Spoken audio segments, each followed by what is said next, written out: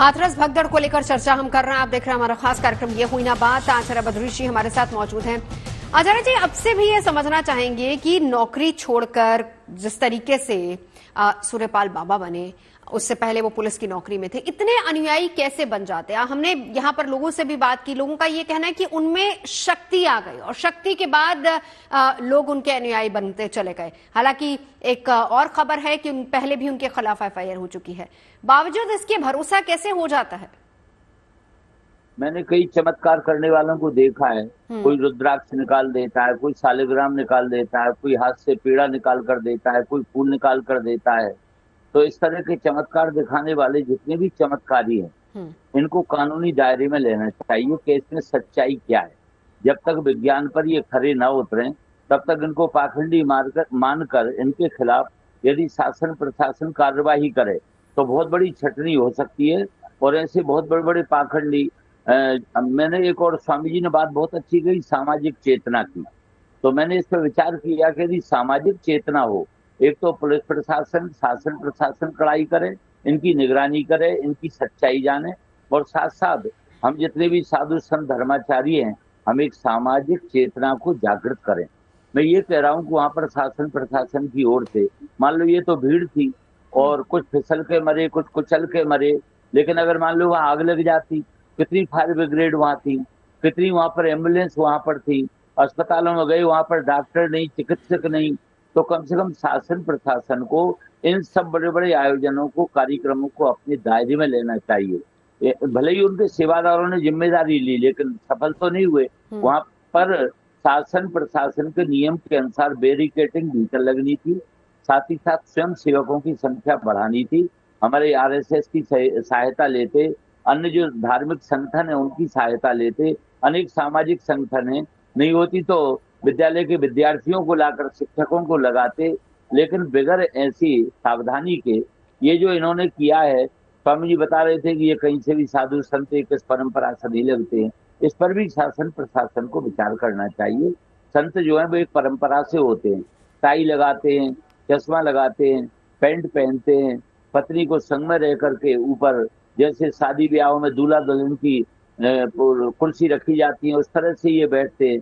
ये सब धर्म की खिल्ली उड़ाने वाली बातें हो रही हैं। लोग बाग तो सीधे हैं, जनता तो बिल्कुल भोली भाली होती है। देखो ज्यादातर सब इसमें ग्रामीण परिवेश से लोग जुड़े हुए हैं। कम से कम उनको गुमराह ना किया जाए। शासन प्रशासन को वैज्ञानिक कसौटी पर जब ये खरे उतरे तब इनको इतनी भीड़ की छूट देना चाहिए, अन्यथा इन पर इन्होंने जो कुछ किया जघन्य अपराध है, इस पर मुकदमा चलाया जाना चाहिए और इनको कटघरे में बंद करना चाहिए। जी, अरविंद के जैन साहब भी हमारे साथ मौजूद है। देखिए, शासन प्रशासन को लेकर सर बात लगातार उठ रही है। जब इस आयोजन की परमिशन दी गई, इस तरह के जब आयोजन होते हैं, क्या उससे पहले कोई मॉक ड्रिल्स होती हैं या नहीं होती? वहां पर कितने वॉलंटियर्स होंगे? वॉलंटियर्स को कितनी ट्रेनिंग दी हुई है, नहीं दी हुई है? एंट्री एग्जिट, जो कि यहां पर तो था ही नहीं, एंट्री कहां से होनी, एग्जिट कहां से होनी, ये नहीं पता था। क्या इन सब चीजों को परखा नहीं गया इस आयोजन में?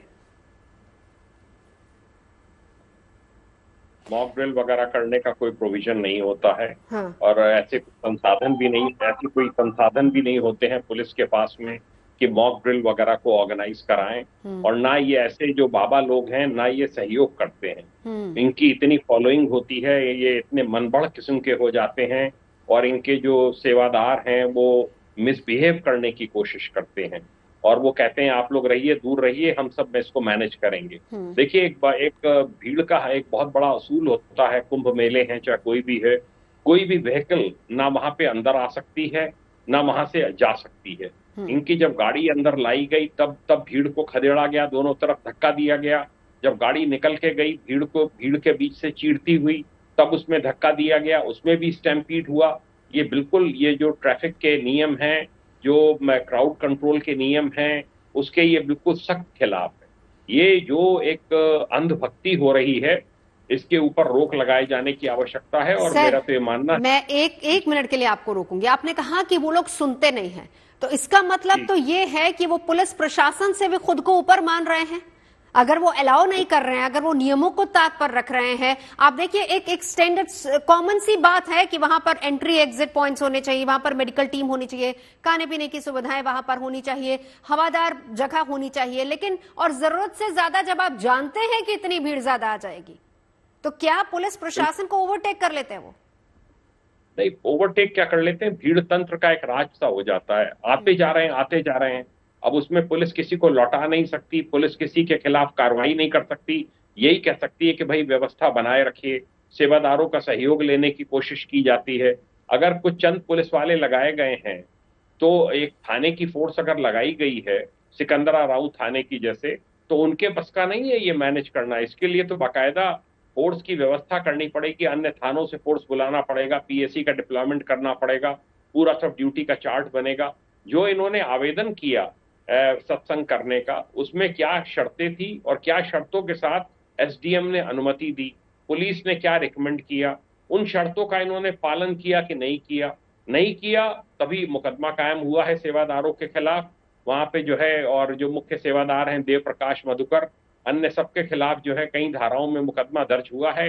ये कार्रवाई सही है, गिरफ्तारियां भी होनी चाहिए, क्योंकि इससे अनावश्यक एक बहुत आलोचना हमारे उत्तर प्रदेश की, विशेषकर हाथरस की इस घटना को लेकर हुई है।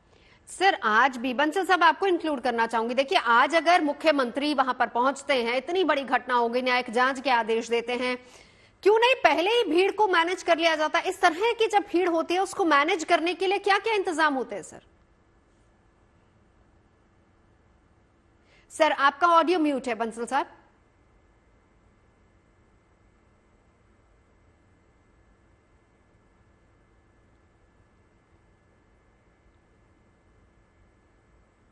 Can you hear me now? जी जी सर जी।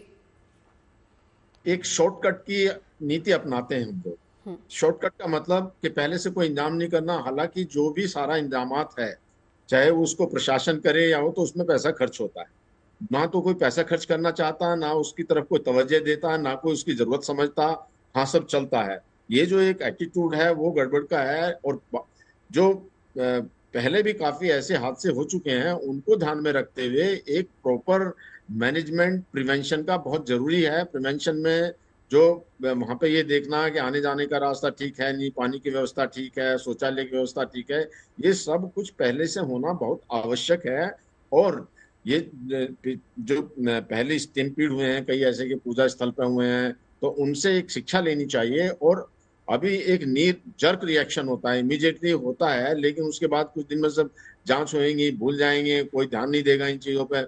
अभी इनका जो सिर्फ मकसद है उसमें बाबा का मकसद सिद्ध हो रहा है, एडमिनिस्ट्रेशन का उसमें कोई इतनी इंटरेस्ट इसलिए नहीं है कि जो उसका फोर्स चाहिए वो या तो बाबा प्रोवाइड करे उसको, और जो उनके इनसाइड सेवक हैं उनको भी एक ट्रेनिंग की आवश्यकता है। वो तो सब अनट्रेन्ड है।